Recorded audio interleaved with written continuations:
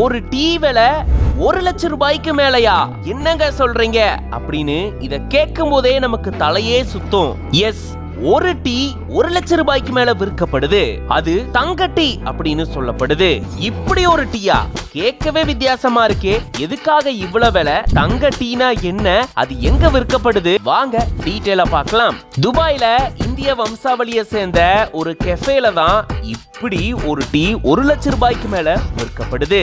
துபாயில இருக்கக்கூடிய போஹோ கெஃபே அப்படின்ற ஒரு கடையில பாத்தீங்கன்னா இந்த மாதிரி டீ விற்பனை செய்யப்படுது.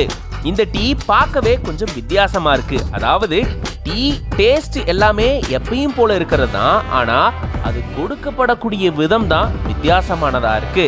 சில்வர் கப்ல டீ கொடுக்கறாங்க, ஆனா அதுக்கு மேல தங்க இலை வைக்கப்பட்டு டீ பரிமாறப்படுதாம்.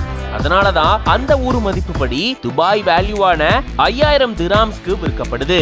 இது இந்திய மதிப்புப்படி பாத்தீங்கன்னா 1.14 லட்சம் ரூபாய் அப்படின்னு சொல்லப்படுது. அதே போல இந்த மாதிரி காஃபியும் அங்க விற்கப்படுதாம். இது 4761 திராம்ஸ்க்கு விற்கப்படுது. அதாவது இந்திய மதிப்புப்படி 1.09 லட்சம் ரூபாய் அப்படின்னு சொல்லப்படுது. ஒரு காஃபி ஒரு டீயை 1,00,000 ரூபாய்க்கு மேல வாங்கி யாராவது குடிப்பாங்களா அப்படின்னு கேட்டா கொஞ்சம் வித்தியாசமா தான் இருக்கு. ஆனா இவ்வளோ விலையா அப்படின்னு நமக்கு ஆச்சரியமா இருக்கு. இதுக்கு காரணம் அது பரிமாறப்படக்கூடிய விதம் தானா, அந்த கப்ல வைத்து பரிமாறப்படக்கூடிய இந்த தங்க இலை தானா. அதுலயும் இந்த கப்பை வேணும்னா வாடிக்கையாளர்கள் எடுத்துட்டு போலாம் அப்படின்னு சொல்லப்படுது.